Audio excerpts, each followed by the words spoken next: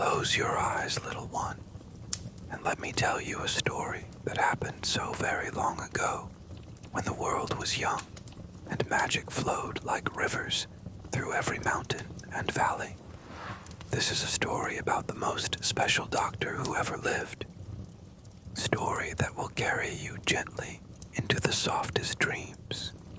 Long, long ago, when gods walked among the clouds and heroes roamed the earth, there lived a god named Apollo. Now, Apollo wasn't just any god. He was bright and golden, like the morning sun, with a smile that could warm the coldest winter day. Apollo had many gifts. He could make the most beautiful music with his golden lyre. He could shoot arrows straighter than anyone in all the heavens, and he knew secrets about healing that no one else knew. But even gods sometimes feel lonely, and Apollo's heart ached with a gentle sadness. You see, he had fallen in love with a mortal princess named Coronis, who lived in a kingdom far below the clouds. Coronis was as beautiful as a spring morning, with kind eyes that sparkled like dewdrops, and a laugh that sounded like silver bells dancing in the wind. For a time, Apollo and Coronis were wonderfully happy together. Apollo would visit her every day, bringing gifts of golden sunlight and flowers that never wilted. They would walk together through meadows filled with singing birds, and Apollo would play melodies on his lyre that made all the butterflies dance. It was during this magical time that Coronis discovered she was going to have a baby, Apollo's baby. But sometimes, dear child, even in the most beautiful stories, clouds gather in the sky. Coronis, though she loved Apollo, sometimes felt scared of loving someone so powerful, someone who lived so far away in the heavens. In her fear, she made a choice that would change everything.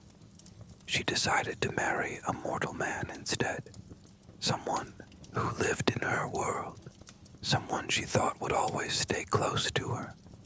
When Apollo discovered what Coronis had done, his golden heart filled with a pain so deep it made thunder rumble across the sky. The sun god's sorrow was so great that for 3 whole days the sun barely shone, and all the world felt cold and gray. Apollo's sister Artemis, the goddess of the moon and the hunt, saw her brother's pain and became very, very angry. In her fury, she sent a silver arrow flying through the sky, and poor Coronis fell into the deepest sleep of all, the sleep from which no one ever wakes. But wait, little one, don't let your heart feel too sad, because the most important part of our story is just beginning. The miraculous birth. As Coronis lay still and peaceful, Apollo rushed down from Mount Olympus like a shooting star. His heart was breaking, but suddenly he remembered something very important. Coronis was still carrying his precious baby. The child hadn't been born yet, but Apollo could hear a tiny heartbeat, soft as a butterfly's wings, still beating inside his beloved's body. Now, what Apollo did next was one of the most amazing things that had ever happened in all the world. Using his divine power and all the gentleness in his golden heart, Apollo carefully lifted the unborn baby from Coronis. It was like watching the most delicate sunrise, as the god of light brought new life into the world with his own glowing hands. The baby that emerged was unlike any child ever born. He was perfect and beautiful, with skin that seemed to glow with its own soft light. But the most wonderful thing about this baby was that from the very moment he took his first breath, everyone could tell he was special. When he cried, it wasn't a harsh sound.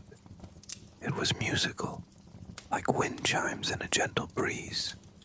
When he opened his eyes, They sparkled with wisdom that seemed far too old for such a tiny person. Apollo held his son close to his chest and whispered, "Your name shall be Asclepius, my little one, and you will grow to be the greatest healer the world has ever known. Where your mother brought sorrow, you will bring comfort. Where there is pain, you will bring relief. Where there is sickness, you will bring health and happiness." But Apollo knew that raising this special child would require more than even a god could provide. He needed someone wise, someone patient, someone who understood both the mortal world and the mysteries of healing. So, carrying baby Asclepius like the most precious treasure, Apollo flew through the clouds to find the perfect teacher. The wise centaur's cave. Deep in a magical forest where ancient trees whispered secrets to each other and streams bubbled with crystal clear water, lived the wisest creature in all the land. His name was Chiron, and he was a centaur, which means he had the strong body of a horse and the wise face and arms of a man.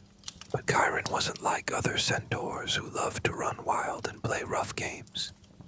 Chiron was gentle and thoughtful, and he knew more about healing than anyone else in the world, except for the gods themselves.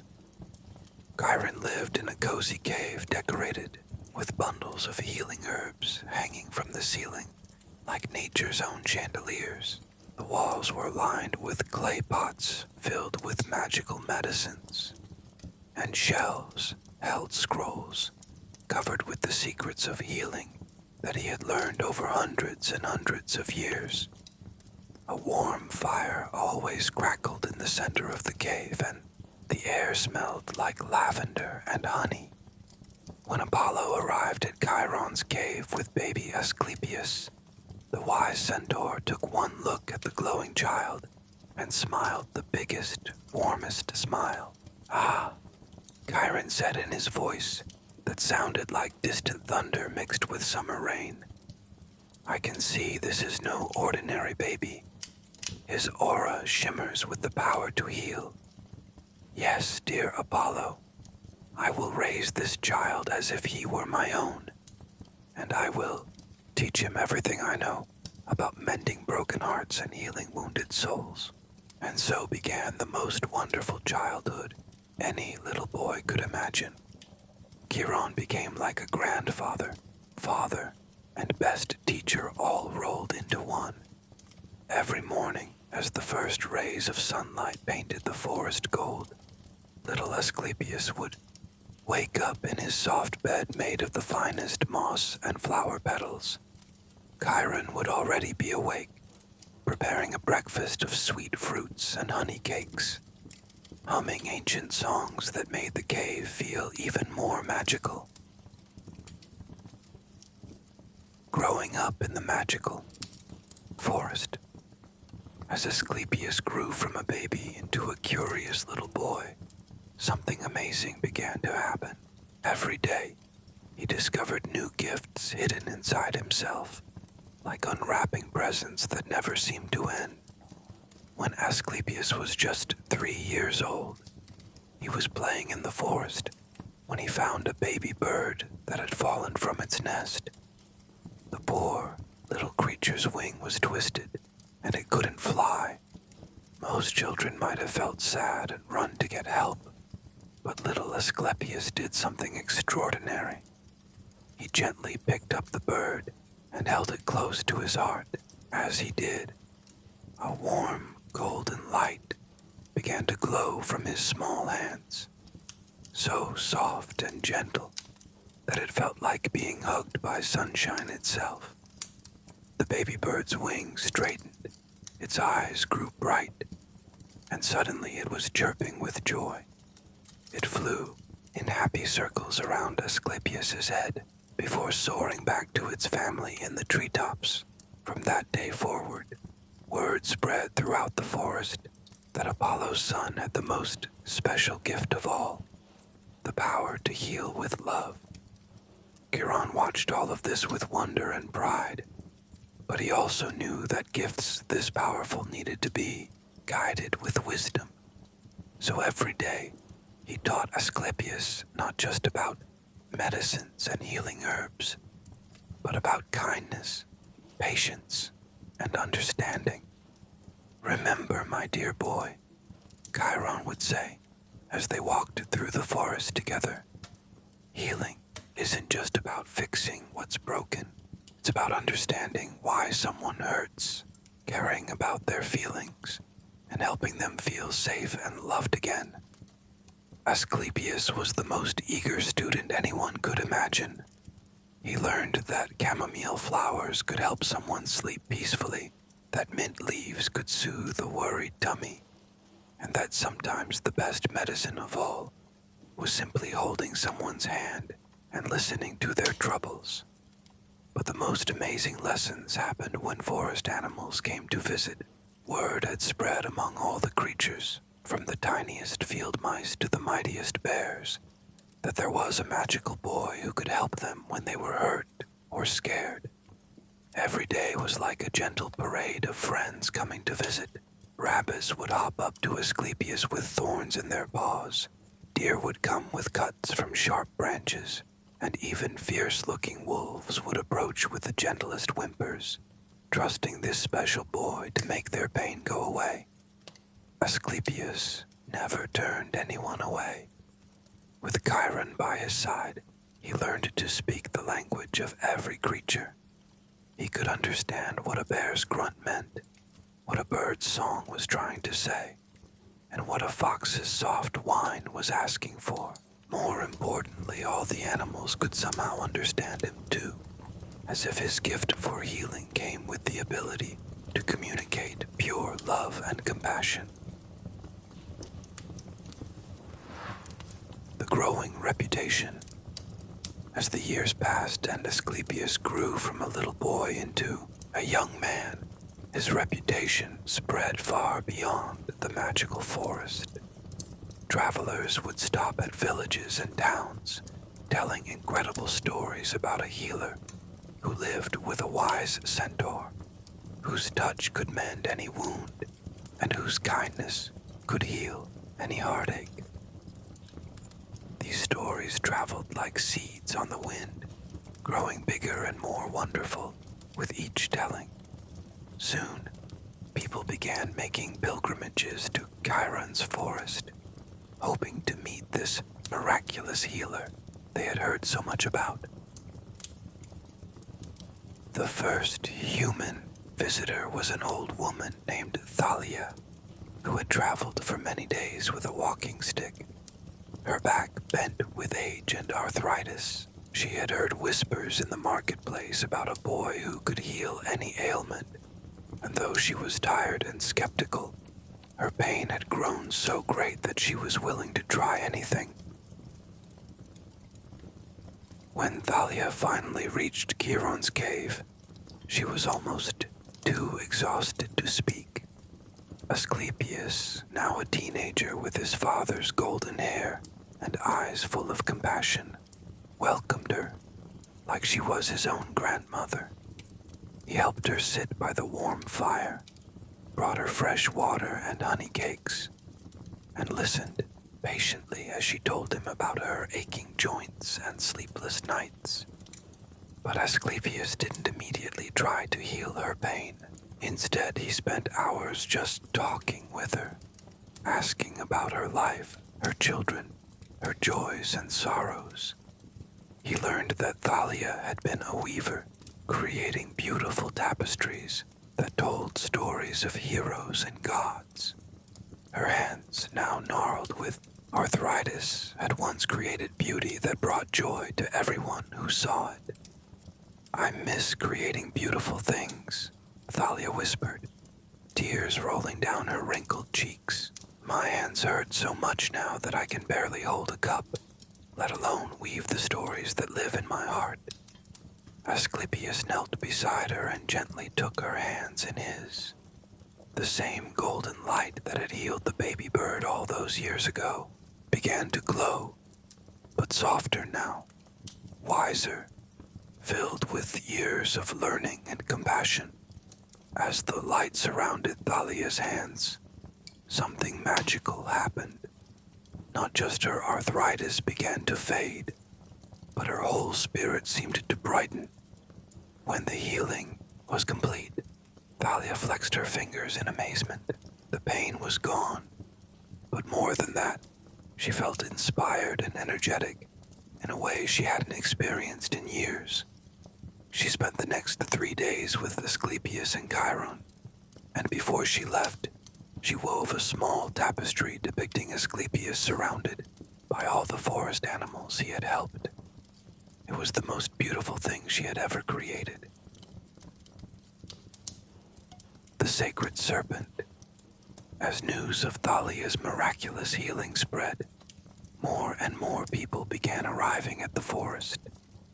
Asclepius healed them all. Farmers with broken bones, mothers with fevers, children with mysterious illnesses that no other healer could cure. But with each healing, Asclepius learned something new, not just about medicine, but about the deep connections between physical pain and emotional hurt, between the body and the soul. It was during this time that something extraordinary happened that would become part of Asclepius's legend forever. One morning, as Asclepius was gathering healing herbs in a quiet part of the forest, he heard a soft, pained hissing sound coming from beneath a fallen log. When he carefully lifted the log, he discovered a beautiful serpent, unlike any he had ever seen. Its scales shimmered with an otherworldly iridescence, greens and golds that seemed to shift and dance in the sunlight. But the poor creature was badly injured, with a deep wound along its side that looked like it had been caused by a sharp stone. Most people would have been frightened of such a large snake, but Asclepius felt only compassion. He could sense that this was no ordinary serpent. There was an ancient wisdom in its eyes, an intelligence that seemed almost divine. Gently, carefully, Asclepius lifted the injured snake and carried it back to Chiron's cave. For 3 days and 3 nights, he tended to its wounds, applying healing salves and speaking to it in soft, comforting tones. Chiron watched all of this with growing amazement, because he recognized what Asclepius had found. "My dear boy," Chiron said on the 3rd night as they watched the serpent's wounds continue to heal, "do you realize what you have discovered? This is one of the sacred serpents of wisdom, sent by the earth itself. They appear only to those who are destined for greatness in the healing arts." As if it understood Chiron's words, the serpent raised its beautiful head and looked directly at Asclepius.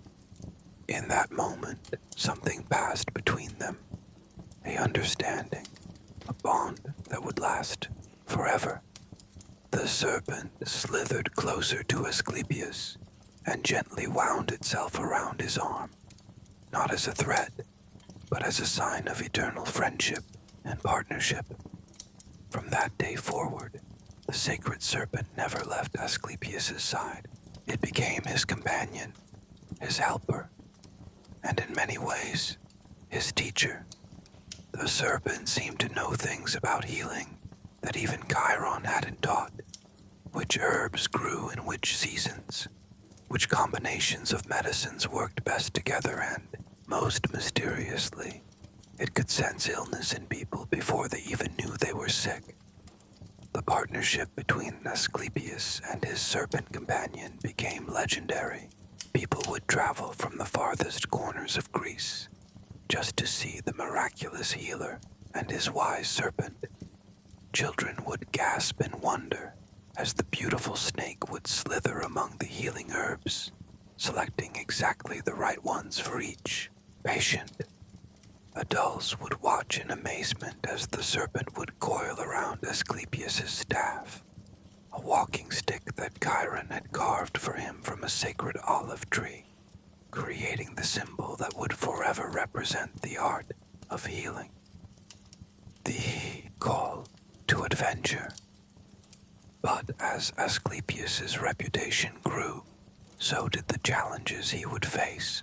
Word of his incredible abilities had reached the ears of kings and queens, of other gods, and even of forces that saw his gift as a threat to the natural order of things. One morning, as spring painted the forest in shades of green and gold, a messenger arrived at Chiron's cave. He was a young man dressed in the finest clothes, with a horse that looked like it had been running for days.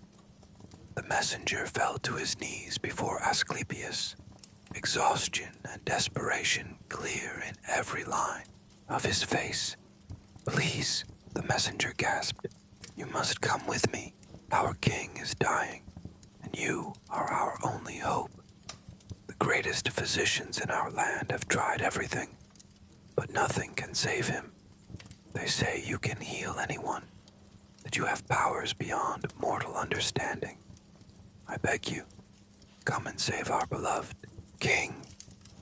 Asclepius looked at Chiron, and in that glance, both of them understood that this moment had been coming for a long time. Asclepius had grown from the glowing baby found in sorrow into a young man whose gifts could no longer be contained within the peaceful borders of their magical forest. The world was calling, and with it came both great opportunities to help people and great dangers that would test everything he had learned.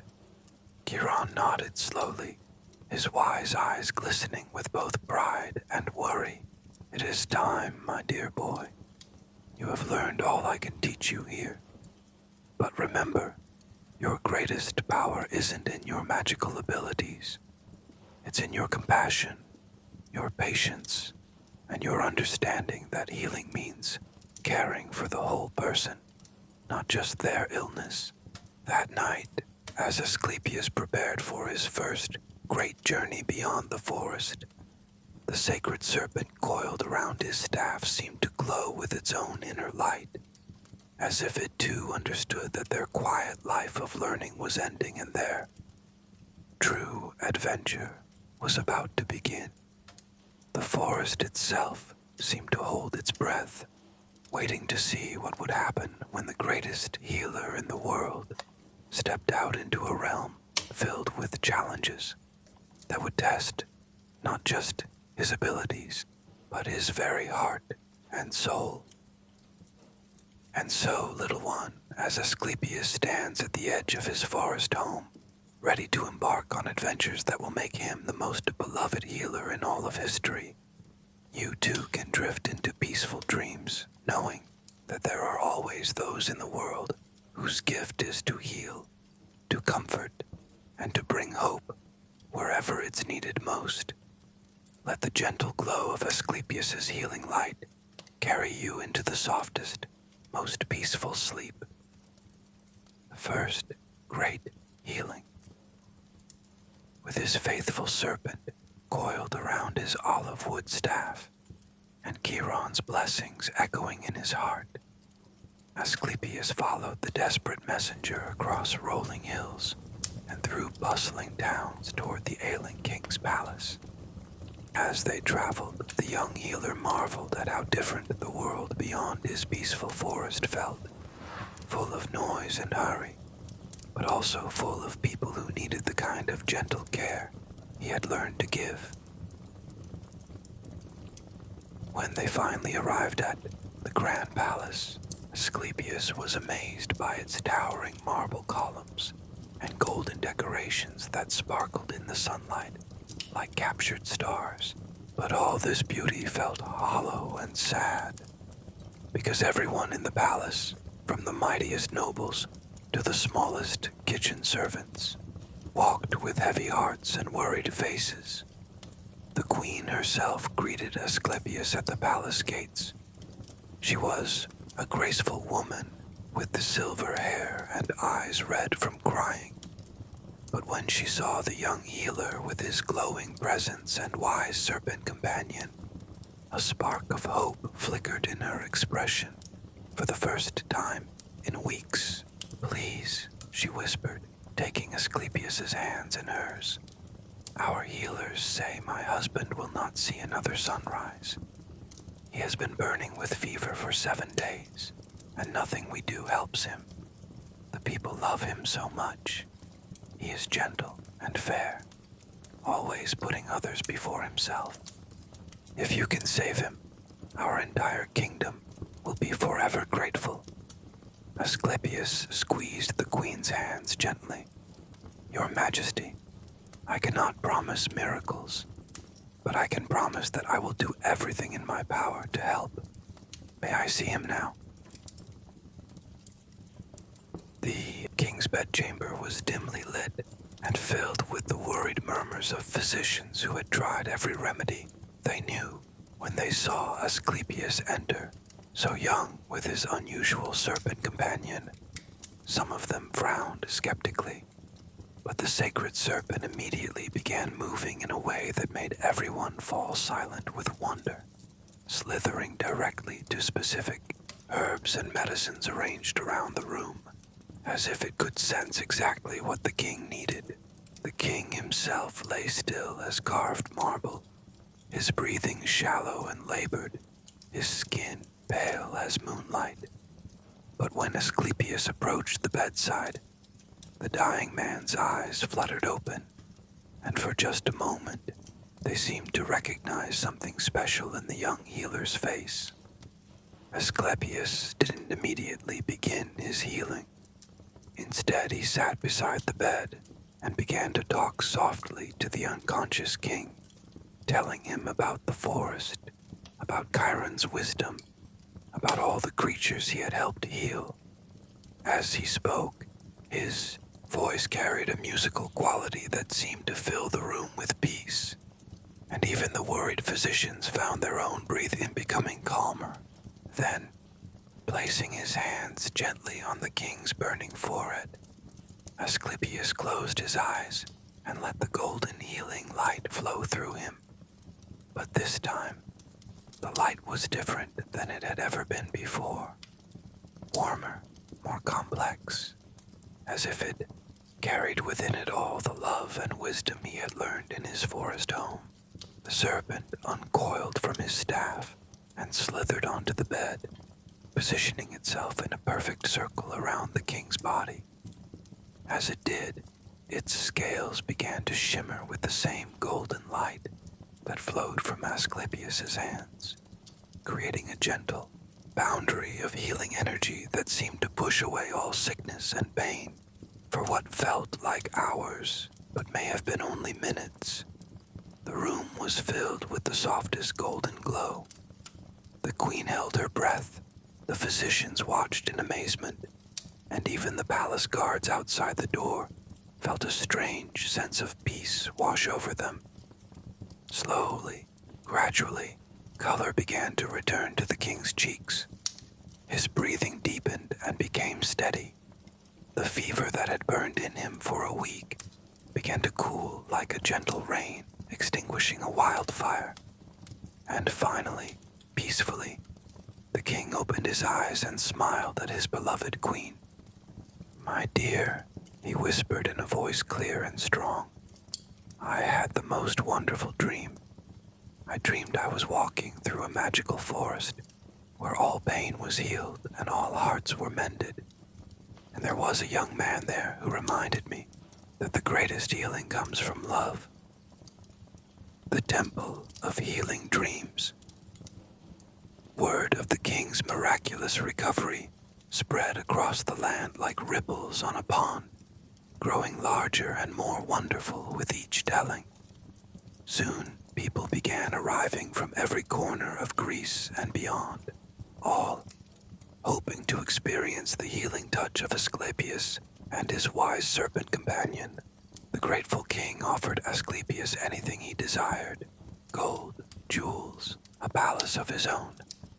But the young healer asked for something much simpler and far more meaningful.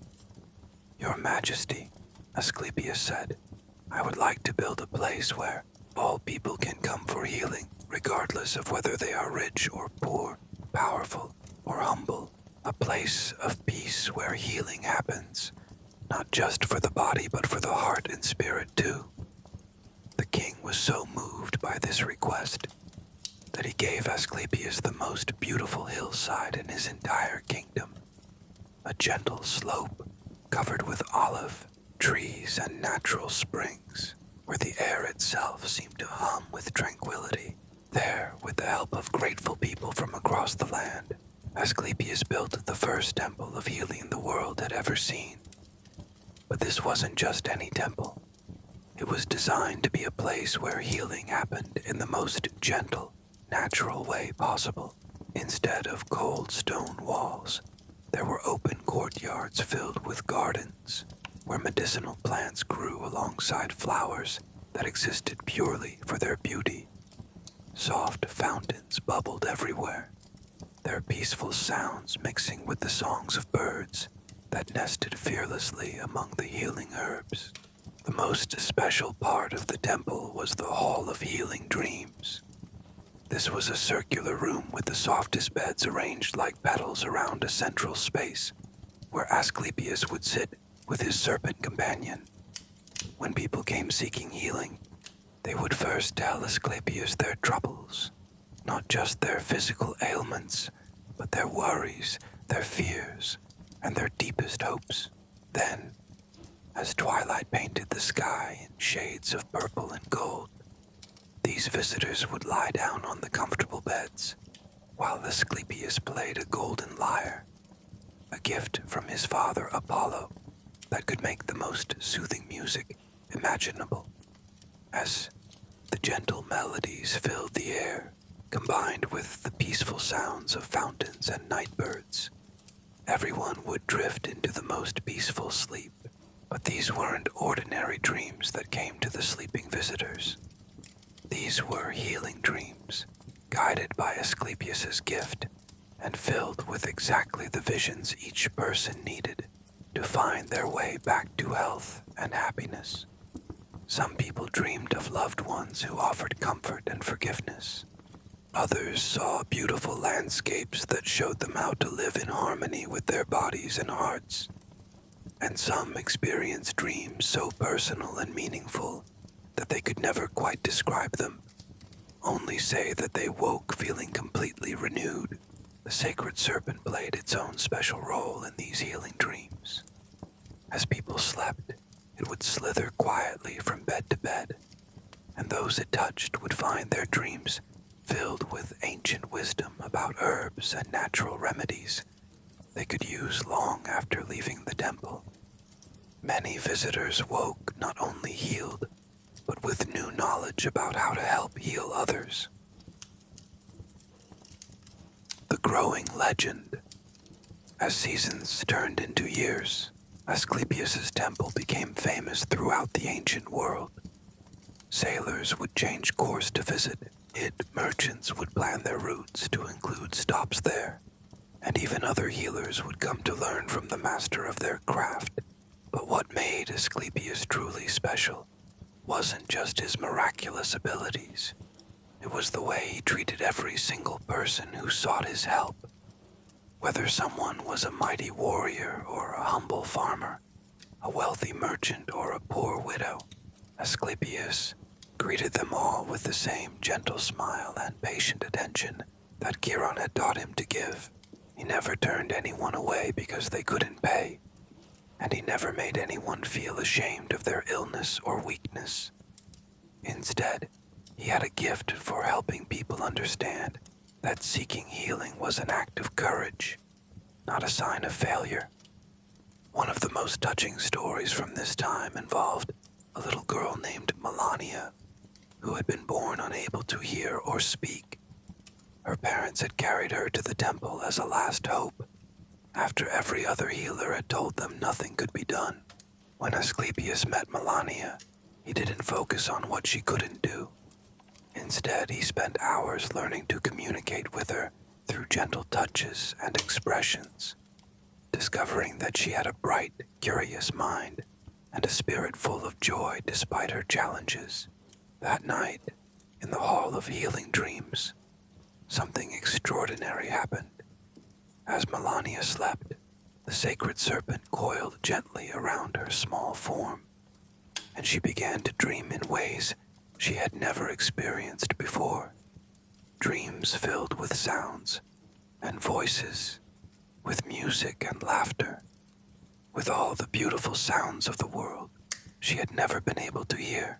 When she woke, Melania could hear her mother's voice calling her name, and she spoke her first word, Mama. But more than that, she retained a special gift.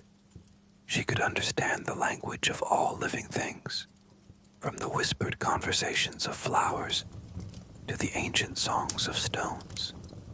She grew up to become a healer herself, helping people communicate with the natural world in ways that brought profound peace and understanding. The challenge from death. But as Asclepius's fame grew, so did a problem that would eventually change everything. You see, dear child, in the ancient world, there was a natural order to life and death that even the gods were supposed to respect. People were born, they lived their lives, and when their time came, they passed peacefully into the next world. However, Asclepius's healing powers had grown so strong that he was not just curing illnesses, he was actually bringing people back from the very edge of death, and sometimes even beyond it. While this seemed like the most wonderful thing imaginable to the grateful families, it began to worry Hades, the god who ruled the underworld, where souls went after death. Hades wasn't evil or cruel. He was simply doing his job of maintaining the balance between life and death. But fewer and fewer souls were arriving in his realm, because Asclepius kept healing people who should have passed on. The underworld was becoming strangely quiet, and this disruption of the natural order was causing problems throughout the cosmos. The crisis came to a head when Asclepius performed his most miraculous healing yet. A young father named Glaucus had been struck by lightning while trying to protect his children during a terrible storm. When his family brought his lifeless body to the temple, everyone assumed that even Asclepius couldn't help. After all, Glaucus had been dead for a full day. But Asclepius was moved by the tears of Glaucus's wife and the frightened cries of his small children.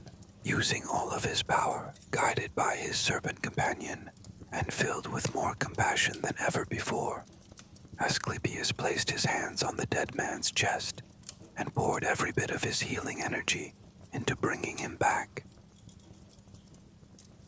The golden light that surrounded them was so bright it could be seen from miles away. The very air seemed to shimmer with magic, and for a moment, it felt as if time itself had stopped. Then, incredibly, miraculously, Glaucus drew a breath, opened his eyes, and sat up to embrace his overjoyed family. But this healing wonderful, as it seemed, had consequences that reached all the way to Mount Olympus. The gentle transformation. Zeus, the king of the gods, felt the cosmic disturbance caused by Asclepius's most powerful healing. While he admired his grandson's compassion and abilities, he knew that allowing mortals to conquer death completely would upset the fundamental balance of existence. However, Zeus also recognized that Asclepius had become something truly special, not just a healer, but a symbol of hope and compassion that the world desperately needed. So instead of punishing Asclepius, Zeus made a decision that would ensure the gentle healer's legacy would last forever. On a quiet evening, as Asclepius sat in his temple garden watching the stars appear in the twilight sky. Zeus appeared to him in a shower of gentle silver light. The great god's voice was kind but serious as he spoke. "My dear grandson," Zeus said, "your healing powers have grown beyond what any mortal should possess. You have brought the dead back to life, which threatens the natural order that keeps our world in balance. But your compassion and wisdom have also made you beloved by all who know you, and your teachings about gentle healing have spread hope throughout the world." Asclepius nodded peacefully, his sacred serpent coiling protectively around his shoulders. "I understand, grandfather. I have felt the weight of these great powers, and I know they come with great responsibility. What would you have me do?" Zeus smiled, and his expression was filled with both love and pride. "I offer you a choice, Asclepius. You can continue as a mortal, but with your healing powers limited to what the natural order allows. Or you can join us among the stars, becoming a god yourself, where your influence can spread healing and hope throughout all time, but in ways that maintain the balance between life and death." Asclepius looked around at his beautiful temple, at the gardens where so many had found healing, at the Hall of Healing Dreams, where miracles happened every night. Then he looked up at the stars, thinking of all the people throughout time who might need the hope that his story could provide. "If I become a constellation," he asked gently, "will people still be able to find healing when they look up at the night sky?" "Yes," Zeus promised. "Your story will be told for thousands of years. Healers throughout time will call upon your wisdom and compassion, and everyone who sees your constellation will be reminded that no matter how dark things seem, there is always hope for healing and comfort. The eternal light." And so, on a night when the moon was full and the air was sweet with the scent of healing herbs, Asclepius underwent the most beautiful transformation imaginable as he sat peacefully in his temple garden with his faithful serpent companion. A gentle light began to emanate from his entire being, not the golden healing light he had always carried, but something even more special, the soft, steady glow of eternal hope. Slowly, gently, Asclepius and his serpent began to rise into the night sky, their forms becoming brighter and more translucent until they merged with the stars themselves. There, spread across the heavens, they became the constellation Ophiuchus, the serpent-bearer, where Asclepius holds his staff with the sacred serpent coiled around it for all eternity. But the most wonderful part of this transformation was that Asclepius's temple didn't disappear. Instead, it became a place where his followers continued his work, guided by the gentle principles he had taught them. The Hall of Healing Dreams continued to offer comfort to troubled souls, and the gardens continued to provide medicinal herbs for those in need. Throughout the ancient world, other temples were built in Asclepius's honor, each one a place of peace and healing, where people could come not just for cures, but for comfort, understanding, and hope. The symbol of the serpent coiled around a staff became the universal sign of healing, representing the wisdom that comes from understanding both the natural world and the importance of compassion. Even today, thousands of years later, doctors and healers around the world still call upon the spirit of Asclepius when they dedicate themselves to helping others. His constellation still shines in the night sky, reminding everyone who sees it that healing is about more than just medicine. It's about caring for the whole person with patience, wisdom, and love. the eternal dream. And so, precious child, as our gentle story comes to its peaceful end, remember that Asclepius's greatest gift wasn't his magical powers or his ability to heal any illness. His greatest gift was his understanding that true healing comes from compassion, from listening with your heart, from treating everyone with kindness and respect. Whenever you see someone who is hurt or sad, you can carry a little bit of Asclepius's healing light with you. You might not be able to cure diseases with a golden glow, but you can offer a gentle word, a patient ear, or simply the comfort of knowing that someone cares. The sacred serpent that was Asclepius's companion reminds us that wisdom often comes from unexpected places, and that we should always be open to learning from the world around us. Just as that serpent knew which herbs would heal and which words would comfort, we too can develop the wisdom to know how to help others in our own special ways. When you look up at the night sky and see the stars twinkling like diamonds scattered across velvet, remember that somewhere among them, Asclepius continues his eternal watch, sending gentle dreams of healing and hope to anyone who needs them. His light mingles with starlight and moonbeams, carrying messages of comfort to children who are scared, to grown-ups who are worried, and to anyone whose heart needs mending. The temples where people once came for healing dreams may be ancient ruins now, but the spirit of those places lives on wherever people gather to help and comfort each other.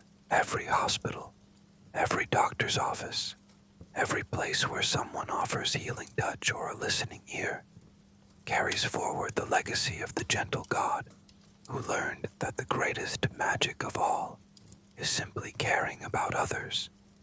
So as you drift off to sleep tonight, little one, let yourself imagine that you too are resting in Asclepius's hall of healing dreams. Feel the gentle night breeze carrying the scent of healing herbs. Hear the peaceful bubbling of fountains and the soft songs of night birds. And know that you are surrounded by the most loving, protective energy in all the universe. Let Asclepius's sacred serpent coil gently around your dreams, bringing you visions of all the wonderful ways you might help and heal others as you grow. Perhaps you'll become a doctor or nurse, or maybe a teacher who heals minds with knowledge, or an artist who heals hearts with beauty, or simply someone who makes the world a little brighter with kindness and compassion. The golden light of healing that flows from Asclepius's constellation is flowing toward you right now, wrapping you in the softest, warmest blanket of peace and love. It carries with it all the gentle wisdom of Chiron's forest, all the hope of the healing temple, and all the eternal promise that no matter what challenges you might face, there will always be healing, always be hope, and always be love. Close your eyes now, dear child, and let that starlight carry you into the most peaceful, restorative sleep, where your own dreams of healing and helping can take root and grow. And remember, whenever you wake, you carry within yourself a spark of that same divine light that made Asclepius the greatest healer who ever lived. The light of a heart that truly cares for others. Sweet dreams, little healer. The stars are watching over you, and Asclepius's gentle spirit is sending you the most loving, protective energy as you rest and grow strong for all the wonderful ways you'll help make the world a more beautiful place.